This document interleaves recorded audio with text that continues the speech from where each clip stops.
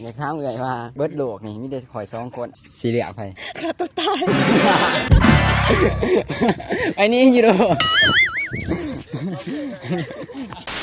สบายดีเนาะวันนี้ก็มาพบกับข่อยเนาะสายซีสตูดิโอวันนี้ก็สิมาหล่อถามผู้สาวเนาะคำถามก็คือ คันเรือข่อย2 คนในโหลนี้ให้เขาอันสีเหลืองไข่ คันเรือข่อย2 คนในโลกนี่สีเหลืองไผเนาะขอยอยากจะเข้าโหลดทำป้ายเท่านั้นแหละ เขาบ่ได้อยากหรอกเป็นจะได้ก็ไปเบิ่งเลยไป อัน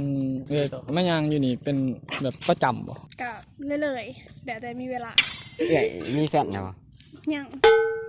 สเปคของเอื่อยเป็นแบบไหน สเปคบ่มีแต่ว่าใส่ใจเฮาก็พอ อยากถามเอื่อยว่าคันมีผู้ชาย2 คนเบิดโลกนี่มีแต่ข่อย2 คนสีเหลืองไผ ฆ่าตัวตาย ไอ้นี่อยู่ดู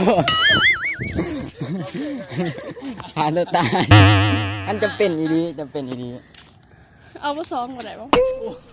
เอาไป2 ดู กันให้เหลืองดีเลย เอาลอกก็ได้ บอกแล้วกูบอกแล้ว 1 คะแนนเลยดู เอาเลยนะเอาเลยนะขอบใจเด้อ ขอบใจเด้อ ตัวตาย ขอสัมผัสเอื่อยเนี่ยเอื่อยมายางอยู่นี่ตลอดวะ ก็ที่หนึ่งสองเถื่อเสาร์อาทิตย์ อ๋อจริงเอื่อยมีแฟนนะวะ ยัง อยากถามว่าสเปคของเอื่อยเป็นแบบใด ก็บ่มีสเปก อ๋อ ไม่ได้แบบว่าเขากันได้ อ๋ออยากถามเอื่อยว่าขั้นเบิดโลกนี่มีแต่ข่อย2 คนเอื่อยสิเอาไผจำเป็นอีดี จำเป็นโดนนะพาว เจออีกเดียวขั้นจำเป็นอีดีเลย มันจะเป็นเหรอ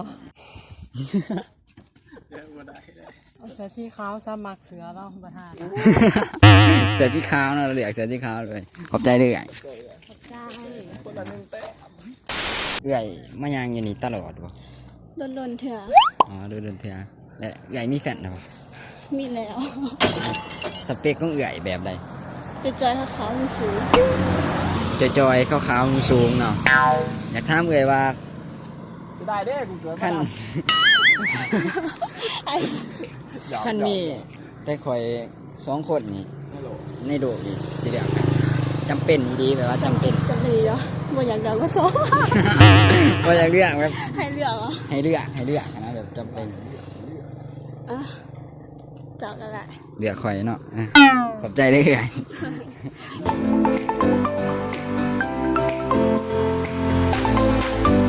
ตอนนี้ก็มาสัมผัสอยู่ที่แคมป์คลองปากซีเนาะก็รอต่อไปเนาะยางรอหาคนสัมผัสอยู่เนาะก็มีหลายอยู่แต่ว่าเขาก็หายกล่องแน่ไปเบิ่งคลิปไปจังได๋ก็ไปเบิ่ง ต่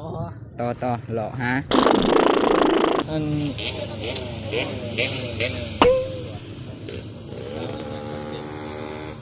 เอื้อยสิดินอยู่นี่ต่อหรือว่าสิไปบนอื่นบ่ ดีนี่มีข้าวเด็ดต่าง อยากถามเอื่อยว่าเอื่อยมีแฟนแล้ว ๆมีแล้ว สเปคของเอื่อยแนวใด บ่มีสเปคมีแต่ว่าหักเดียวใจเดียว อยากถามว่าเบิดโลกนี่คันมีแต่น้อง2 คนเอื่อยสิเอาไผเลือกไผจำเป็นอีดี เลือกซองแบบบ่ เลือกได้บ่เดียว อุ้ยรายใจเอาจะ2 คน แหมมึงนึงนี่ว่าฮักเดียว ปู ต้องเลือกอีดี หึ ต้องเลือกจำเป็น เอาเดี๋ยวคนถาม เลือกข่อยบ่แหมเอาไว้ขอบใจหลายก็ขอจบคลิปเพียงสำนีเนาะไล่4-5 คนก็เอ้าแต่สิมายางรอเด่นเท่านี้แหละไปขอบใจ อย่าลืมกดไลค์กดแชร์แล้วก็กดติดตามเพื่อเป็นกำลังใจให้พวกเขาเฮ็ดคลิปต่อไปเลยอย่าลืมพวกเขาลงใน YouTube ไปเด้อ เอาไปเบิ่งใน YouTube คันอยู่เบิ่งจอใหญ่แบบคมสัตว์ไป